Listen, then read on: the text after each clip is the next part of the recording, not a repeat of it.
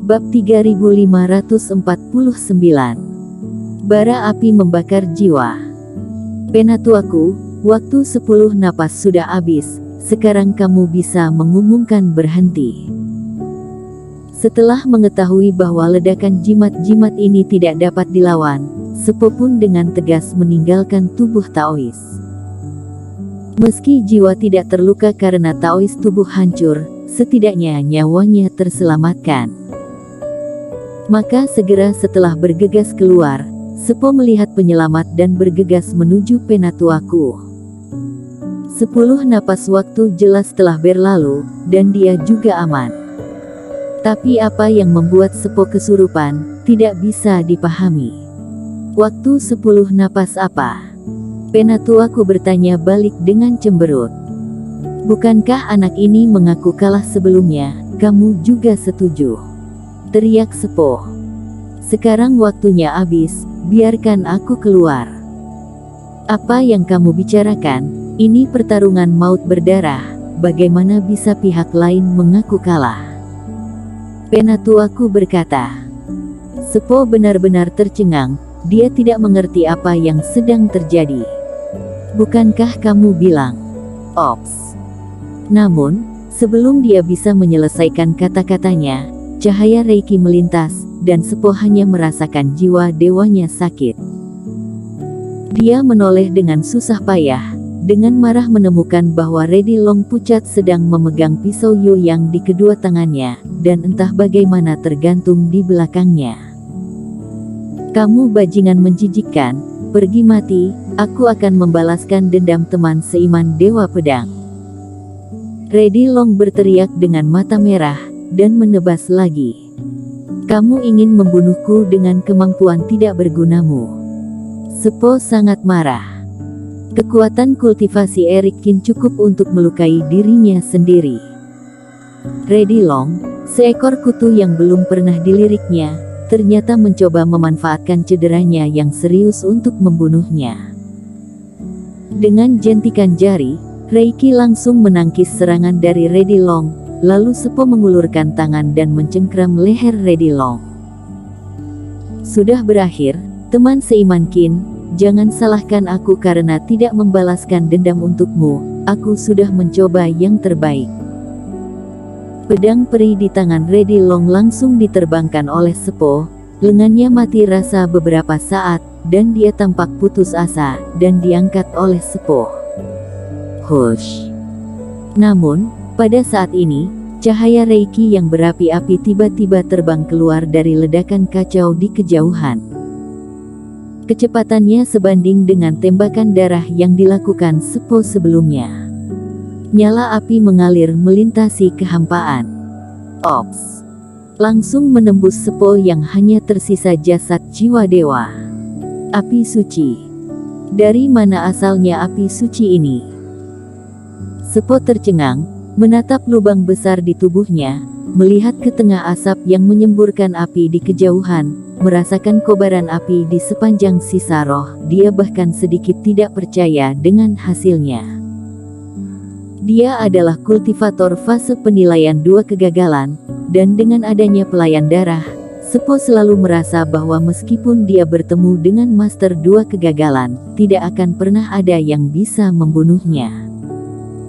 Tapi sekarang, jiwa dewanya telah dibakar oleh seorang kultivator 1 penurunan. Tidak. Sambil berteriak, di bawah aura api suci yang terbungkus teknik jari Raja Api, Sepo mengeluarkan auman tak rela, dan jiwa dewanya seketika terbungkus api. Tak lama kemudian, jiwa dewa Sepo menghilang.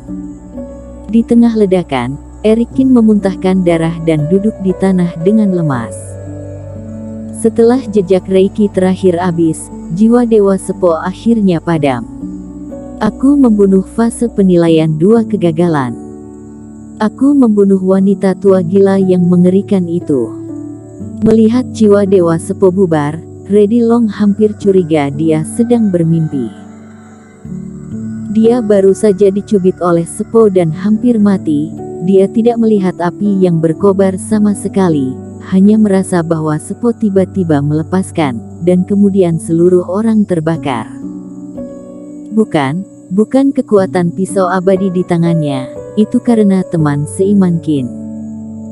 Tetap saja, Reddy Long tidak kehilangan akal. Setelah sedikit berpikir, dia tahu apa yang terjadi. Reddy Long langsung bersemangat. Tembakan Eric Qin membuktikan bahwa dia masih hidup, tidak mati. Teman seiman Qin. Setelah memastikan bahwa Sepo telah meninggal, Reddy Long langsung terbang ke dalam asap. Tangan besar itu langsung menghancurkan Reiki yang berkumpul. Dari tanah, Reddy Long membantu Eric Qin, yang telah keluar dari ruang pemurnian obat, dan dengan hati-hati meletakkannya di tanah di sampingnya untuk berbaring. Teman seiman, apakah kamu baik-baik saja? Reddy Long bertanya dengan prihatin. Apakah mungkin baik-baik saja? Eric Qin tersenyum masam. Setelah Sepo meninggal, dia benar-benar dibebaskan dari dunia khusus itu. Setelah kembali normal, Eric Qin menyadari bahwa dia pusing, dan anggota tubuhnya seperti patah tulang, otot dan pembuluh darah, dan rasa sakitnya tidak ada bandingannya. Dan kerohanian masih sangat bingung, sama seperti ketika dia memahami asal naga sebelumnya, dia tidak bisa mengingat apa yang terjadi sebelumnya. Setidaknya, dia mengetahui bahwa Reddy Long adalah orang dia, wanita asing itu seharusnya lawannya. Dia menggunakan kekuatan terakhirnya untuk menghancurkan Sepo ini. Bawakan aku pil dewa. Eric Qin merasa tak berdaya saat sedang berjuang untuk mengangkat jari-jarinya sekarang. Baik. Reddy Long memandang Eric Qin dengan kagum sekaligus takjub.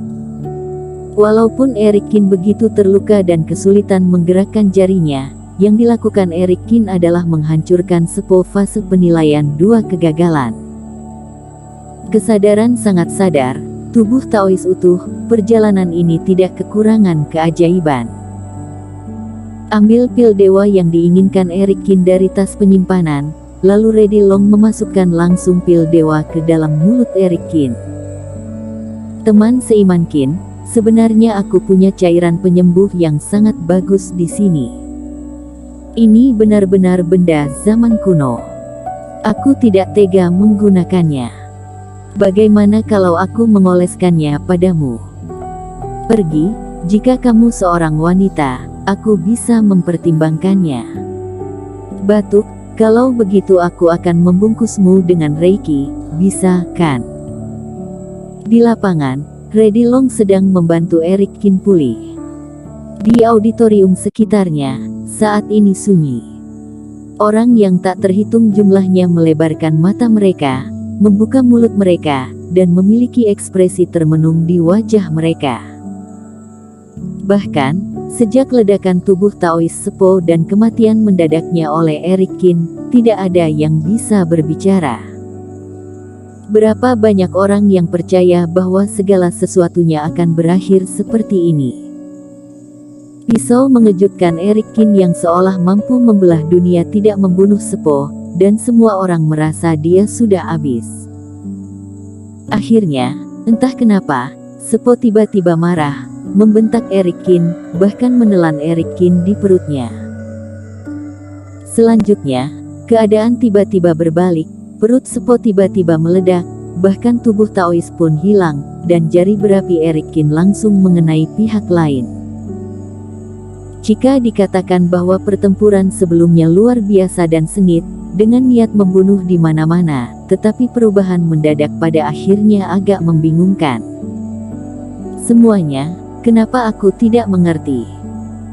Sepo jelas memiliki keunggulan mutlak, mengapa dia begitu ingin mengambil nyawa Dewa Pedang Jiushu secara tiba-tiba? Lawan saja perlahan, bukankah tidak ada harapan hidup untuk teman seiman Dewa Pedang? Aku juga tidak mengerti. Sepo sepertinya meneriakkan sesuatu. Dia tidak akan memberikan kesempatan kepada Dewa Pedang Jiushu untuk menyerah. Mungkinkah pertarungan berdarah maut ini bisa menyerah? Teman seiman senior, sebenarnya apa yang terjadi? Seorang kultivator menarik master yang telah menganalisis situasi sebelumnya. Apa yang terjadi? Aku tidak bisa menganalisisnya dengan kamu. Sang master menggelengkan kepalanya. Kamu bahkan tidak bisa melihatnya, teman seiman. Para kultivator sedikit terkejut. Dari pertama kali Erikin menghadapi para pelayan darah, hingga perhitungan bahwa Erikin memiliki kartu tersembunyi, pria paruh baya ini telah menghitung segalanya. Itu benar, karena teman seiman ini melakukan taktik ilusi, sebuah taktik yang sangat halus. Pria paruh baya itu tersenyum. Bersambung.